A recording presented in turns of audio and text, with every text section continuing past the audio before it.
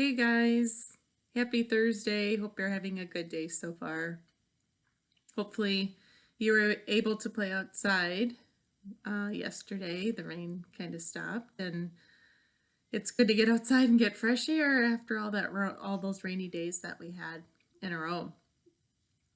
Today my family took a walk and lots of trees are starting to blossom outside with those pretty white flowers or pink flowers. And even when you walk outside, to me, you can smell that spring fresh air, the blossom smell. And it made me think of a story that I really like to read, and it's called The Fox and the Springtime Blossoms. This story is written by Julia Rawlinson and illustrated by Tiffany Beakey.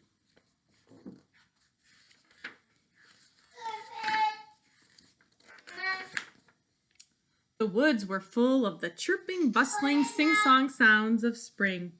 Fletcher bounced along with his nose in the air, sniffling the just burst buds of flowers and playing chase with butterflies, with his head spinning with sights and sounds. He tumbled happily down the hill into the sunny orchard, but when he picked himself up from the ground, he couldn't believe his eyes. All the beautiful flowers growing. A soft breeze danced through the branches, carrying snowflakes. Snow so late in spring, thought Fletcher. It will be too cold for the buds and butterflies. There's no time to lose.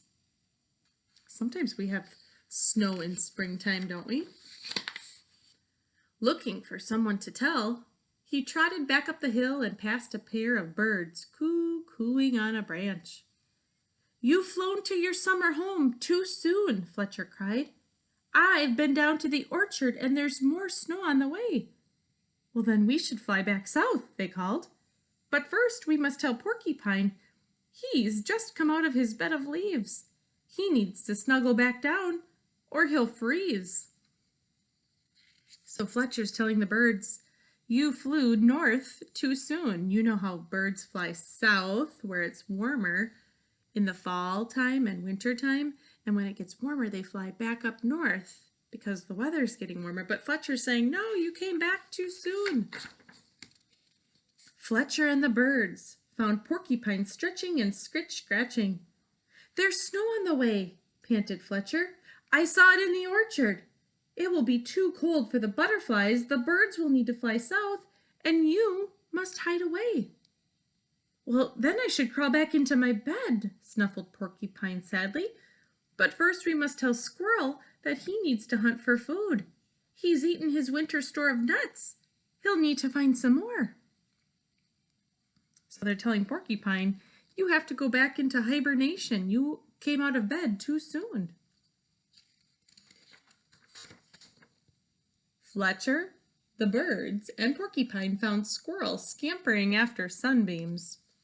"Snow is blowing in from the orchard," gasped Fletcher. "It will be too cold for the butterflies. The birds will need to fly south. Poor Porcupine must go back to bed, and you must find some food." "You're right. I've eaten my spring feast," said Squirrel, "and all my stores are gone. But before I hunt for more, we need to tell the rabbits to munch as much grass as they can before the snow falls." Fletcher, the birds, Porcupine, and Squirrel hurried off again. So you know how squirrels in the fall gather up lots of nuts so that they have food to eat during the wintertime when all those nuts are not around or hidden under the snow. So Fletcher's telling him, "You have to gather more nuts because there's more snow coming." The rabbits were rolling down the hill next to their burrow. "Stop playing," cried Fletcher. "There's snow blowing in from the orchard. It will be too cold for the butterflies. The birds will need to fly south. Poor Porcupine must go back to bed. Squirrel needs to find food, and you must munch more grass." "Before we eat," said the rabbits, staggering dizzily to their feet, "let's go play in the snow." So the rabbits, hoppity-roly-poly, plopped down the hill through the woods. They were chased by Squirrel, Porcupine, the birds, and a bouncy, full of importance fox, all the way to the orchard, where the ground was white with blossoms. Fletcher thought it was going to be snow. Fletcher thought it was snow. Kind of looks like snow, doesn't it? The white blossoms on the tree falling to the ground. Blossoms bobbing in the branches, blossoms blowing in the breeze, blossoms blanketing the ground, and not a snowflake to be found.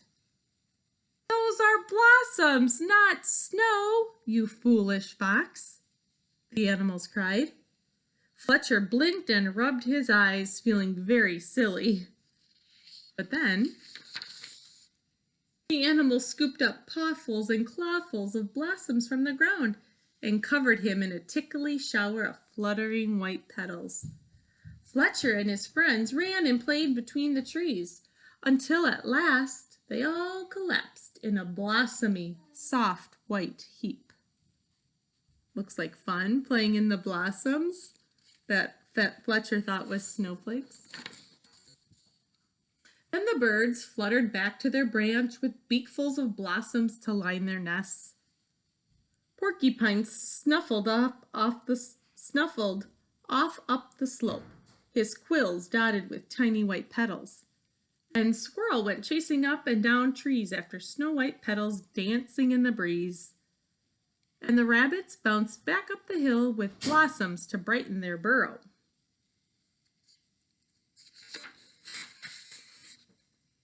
But Fletcher just lay smiling in his soft bed of petals, watching the blossoming branches bobbing overhead. That looks kind of relaxing, doesn't it? And that's the end of our story.